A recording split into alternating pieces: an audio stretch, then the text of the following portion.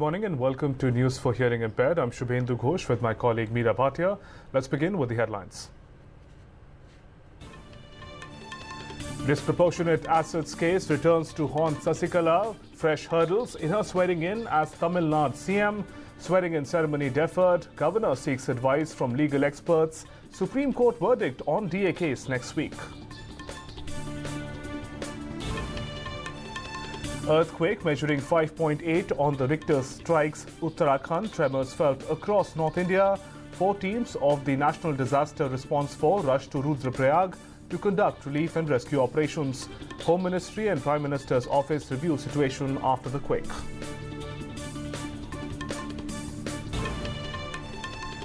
Both the houses of Parliament conclude debate on motion of thanks on President's address. BJP criticizes opposition for politicizing the death of former Union Minister E. Ahmed. Prime Minister to reply in Lok Sabha today.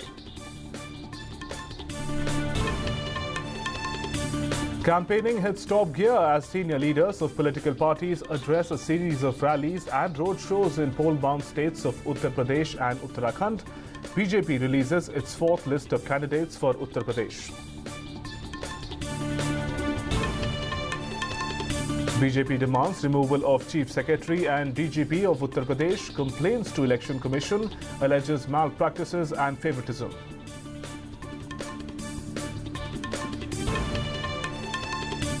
Union Minister for Information and Broadcasting Venkaiah Naidu releases India Yearbook 2017, highlights efforts of DD News to give a push to Swachh Bharat movement through its Swachhata Bulletin.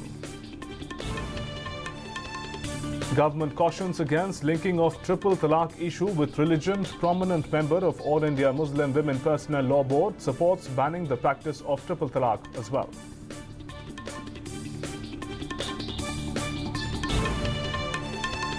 Supreme Court tightens its noose on Sahara Group, orders attachment of prime Ambi Valley property in Pune worth nearly Rs 40,000 crore to force it and Group Chief Subrata Roy to deposit remaining Rs 14,779 crore it owes investors with market regulator SEBI soon.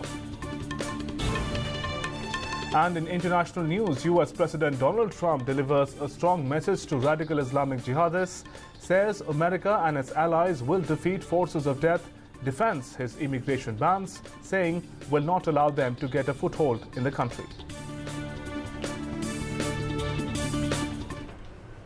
Doubts remain over the swearing-in of Sasikala Natarajan's anointment as the Chief Minister of Tamil Nadu, as a petition has been filed in Supreme Court seeking to restrain Sasikala from taking oath as Chief Minister in a disproportionate assets case against her.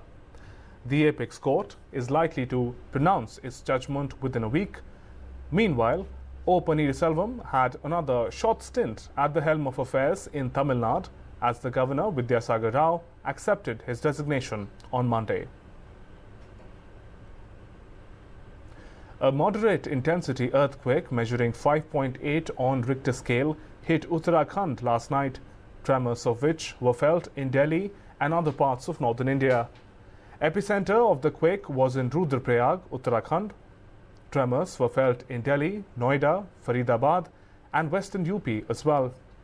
Centre has dispatched 4 teams of National Disaster Response Force to Uttarakhand to deal with any eventuality.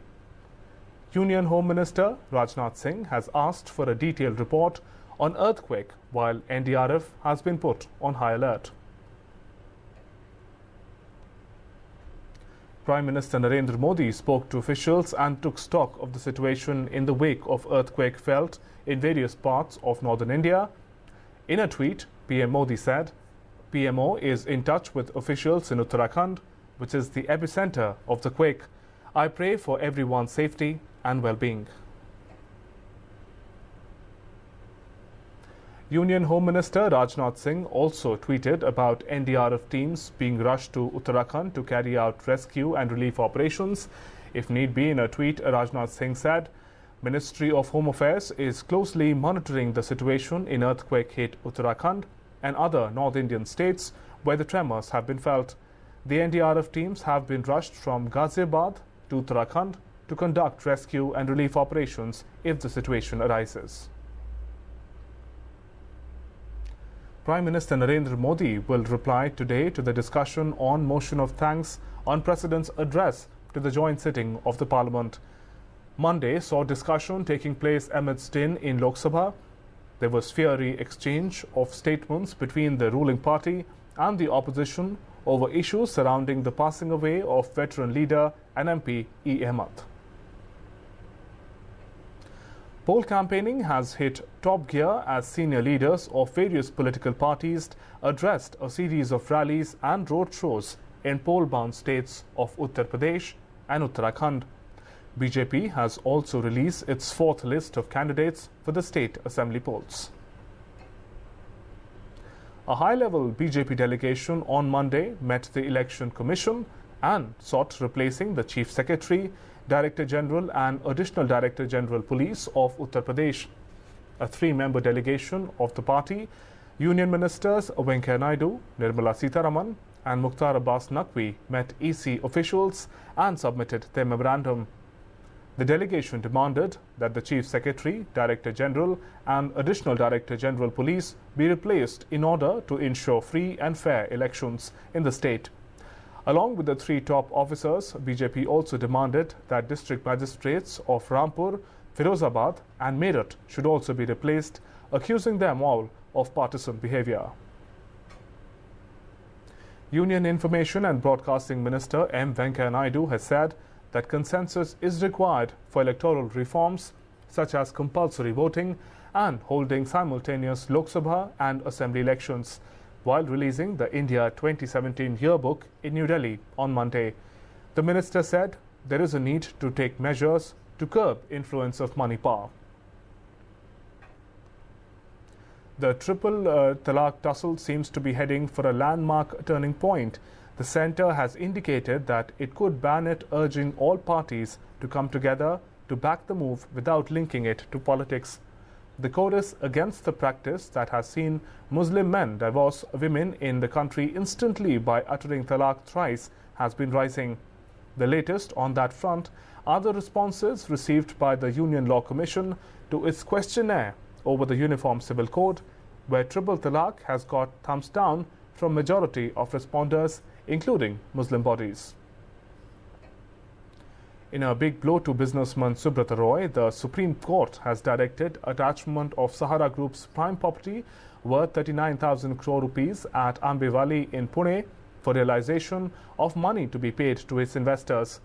The Apex Court also asked Sahara Group to provide it within 2 weeks the list of unencumbered property which can be put on public auction to realize the remaining over 14,000 crore rupees of the principal amount of around 24,000 crore rupees that has to be deposited in the SEBI Sahara account for refunding money to the investors.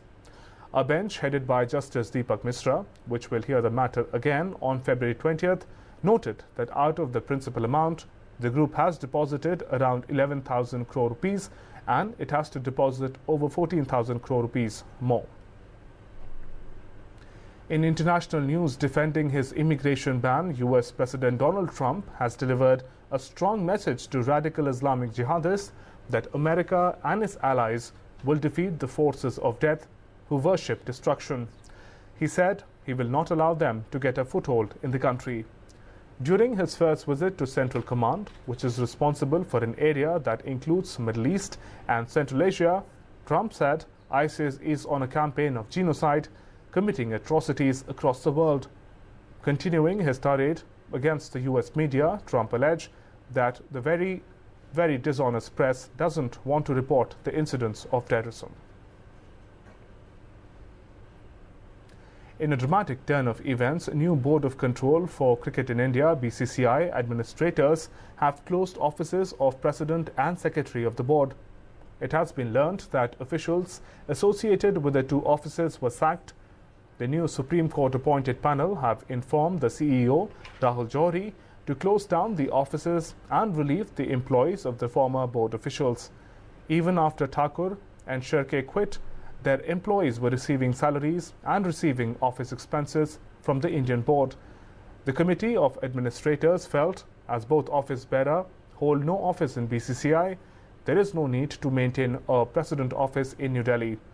The Apex Court has axed Thakur and Sherke and appointed COA headed by Vinod Rai to ensure all reforms set by Lodha Committee are implemented by the board. Alistair Cook has resigned as England Test captain after a record 59 matches in charge.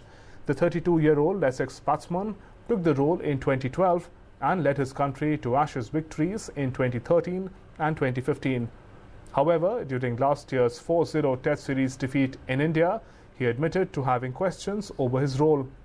Cook is England's highest run scorer in Test cricket with 11,057 runs, while his 140 Test appearances and 30 centuries are also England records. Joe Root, Cook's vice-captain, is widely fancied to take on the role.